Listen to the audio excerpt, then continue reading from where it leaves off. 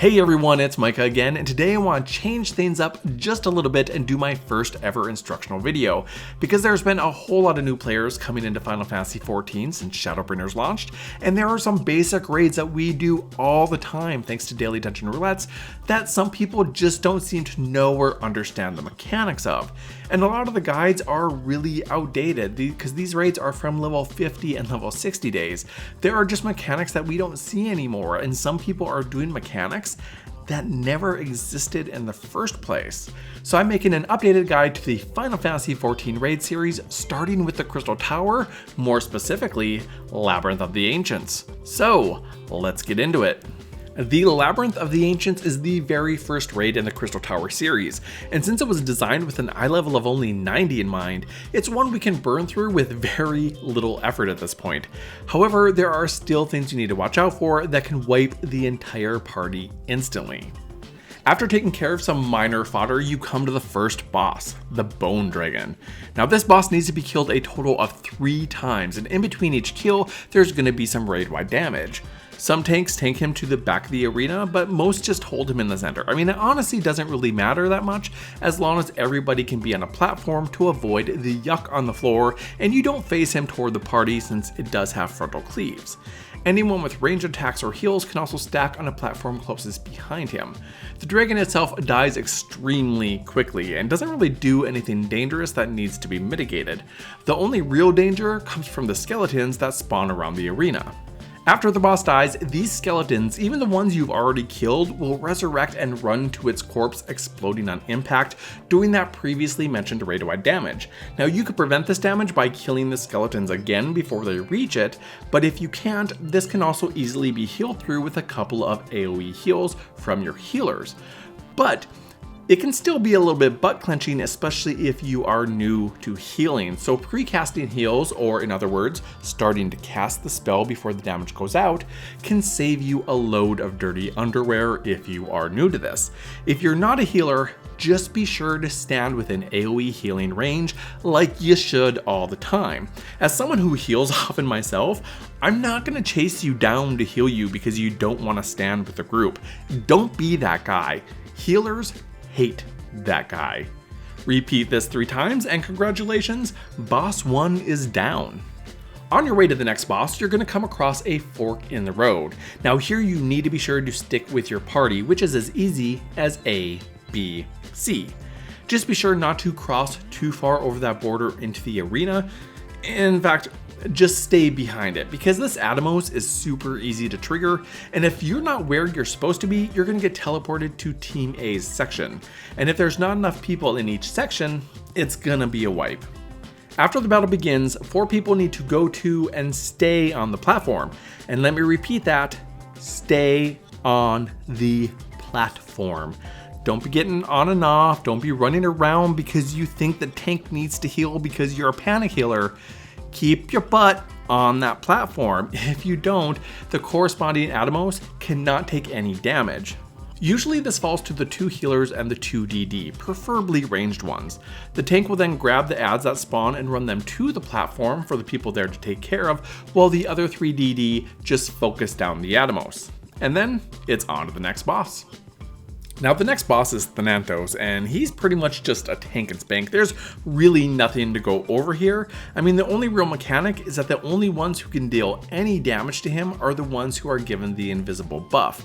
The rest of you, just take down the adds. It will be quick and easy. There's really nothing to it. Now you may notice a little trend here. Between each boss, there's kind of like a little mini fight. And what's strange is these mini fights are generally more tough than the bosses themselves. And the ones you're going to encounter here are 3 demons tethered to a bomb. Now the mechanics are very basic for this one. Don't stand in the yuck, DPS the boss when you can, and kill the adds. The thing I cannot stress here enough is to kill the adds. There's 2 types, elegant balloons, which just kind of move around the arena and cannot be tanked, and elegant napalms, which spawn and make a straight line to the bomb in the center. Not only do these cause raid-wide damage if you ignore them and let them explode, but every time one of them explodes, it makes the center bomb more and more unstable. And if that one goes, it's a wipe. So kill your adds. Now we come to the King Behemoth, and this one goes by super fast these days, so most of the mechanics are just completely skipped. There's only a couple things you need to know for this one. A few seconds after the behemoth is pulled, some members of the Alliance are going to get a green arrow above their head. This designates that a boulder is going to be dropped wherever the person is standing. And you don't have to worry about it. This isn't a damage move, so it's not going to do a lot of damage to you. But you need to make sure that if you have this marker, you move away from the behemoth so it falls outside of his hitbox or that little ring that appears around an enemy when you target them. If you drop them inside of that hitbox, they're not going to help you with his next move. You also need to make sure to not stack the boulders, because if you stack them on top of each other, they will destroy each other. But after they fall, an iron giant will spawn, and this giant has large frontal cleaves and will try to destroy the boulders. The off tank should simply pull this guy to the side. If your DPS is good, this giant can be largely ignored, so unless you're struggling with DPS, just focus on the behemoth. Eventually, the King Behemoth will stand up on his back legs and start casting Ecliptic Meteor. This move will instantly kill anyone not protected by a boulder, so just make sure to put a boulder between you and the King Behemoth and you won't take any damage. Now, the fight just repeats, so burn that big boy down. And then it's on to the final boss, Phlegethon? I'll just stick with Phlegethon. This guy is fairly easy, with only a couple things you need to worry about. But this guy also still wipes parties that get too cocky regularly, so you've been warned. Phlegethon has a variety of AoE attacks like Vacuum Slash, Abyssal Slash, and Megiddo Flame that do a fair amount of damage but can be avoided by simply remember not to stand in the yuck. At around 50%, Phlegethon will become invulnerable, move to the center, and start casting Ancient Flare. Now, this move is one that's going to wipe the entire Alliance, so as soon as you see him move to the center and start casting it, be sure to go to your designated platform, which again should be as easy as A, B, C. When enough people from each party have reached their respective platforms, a shield will go up, a giant will spawn that can be quickly DPS down, and then the fight will resume. When he gets really low on health, he will cast Ancient Flare again. Now, some groups can kill him before this cast even starts. Some cannot, and they'll just run and pop the shields like before. But others get a little cocky and try to take him down before he can finish this cast.